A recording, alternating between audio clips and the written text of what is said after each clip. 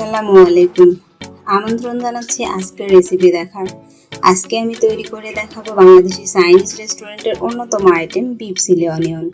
এই রান্নায় অবশ্যই চাইনিজের স্বাদ অক্ষুণ্ণ থাকবে, কিন্তু আমি একটু ভিন্নভাবে, একদম ঘরোয়াভাবে আরও একটু বেশি স্বাদ নিয়ে আসার চেষ্টা করব। তাহলে চলুন আমরা রান্নার প্রসেসে চলে যাই।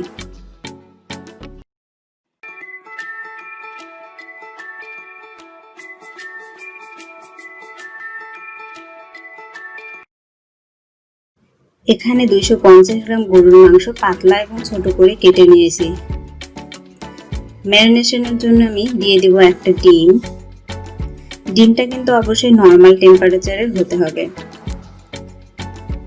গোলমরিচ দিয়ে দিলাম হাফ চা চামচ পরিমাণ, ঝালটা নিজের স্বাদ মতো দিতে হবে।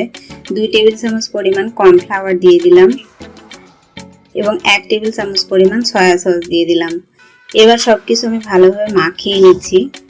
এরপর আমি 20 মিনিট ম্যারিনেশনের জন্য রেখে দেব।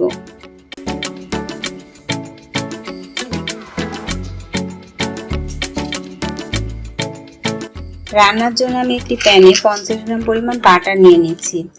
আপনি চাইলে বাটারের পরিবর্তে সয়াবিন দিয়েও করতে পারেন, তবে এই রান্নায় বাটারই পারফেক্ট। বাটারকে গলিয়ে নিয়ে আমি দিয়ে দিব 1 টেবিল চামচ পরিমাণ রসুন কুচি।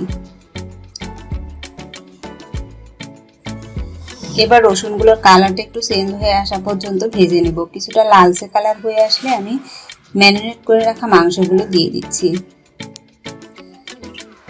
মাংসগুলো কিন্তু ভাজতে হবে ততক্ষণ পর্যন্ত যতক্ষণ এটা সিদ্ধ হয়ে কালারটা চেঞ্জ হয়ে না আসে। রেস্টুরেন্টে কিন্তু এত বেশি লালচে করে ভাজে না।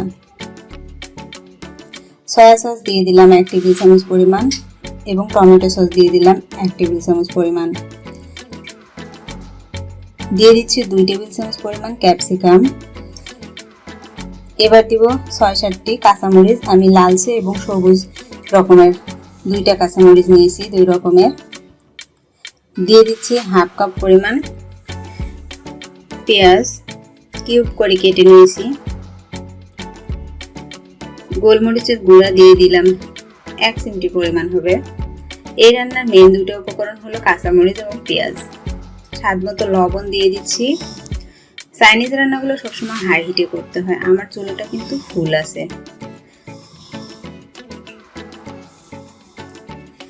এখানে আমি 1 টেবিল চামচ কর্নফ্লাওয়ার 1 কাপ পানিতে গুলিয়ে নিয়েছি, সেটা দিয়ে দিলাম। আর এই মিশ্রণটা দেওয়ার পরে কিন্তু অনবরত নাড়তে হবে, তা না হলে চট পেকে যেতে পারে।